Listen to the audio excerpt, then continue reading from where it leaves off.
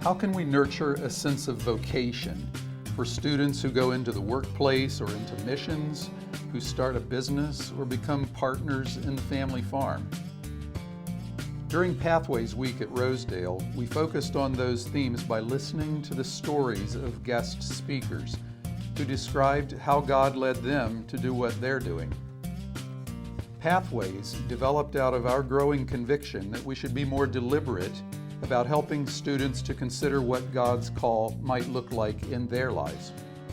Before I came to Rosedale, I spent 6 months overseas through a short-term missions program, and that really impacted my life in a big way. Through that, I had a conviction of living my life more missionally, and the only way that I saw that I could do that was through missions. I didn't understand how else I could do that.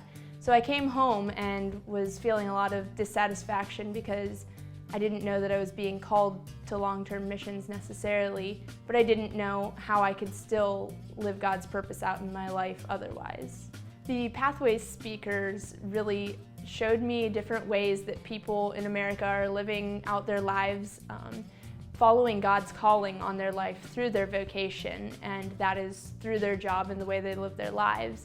That's given me some confidence in other ways that I could be serving God with how I'm living without being a long-term missionary.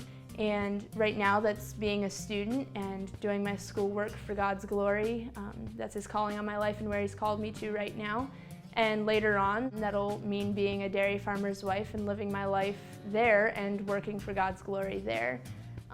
The Pathways Week has really given me some useful tips and ways that I can engage in God's calling on my life and reaching out to people around me regardless of where I'm at, whether it's here or whether it's in another state or whether it's in another country.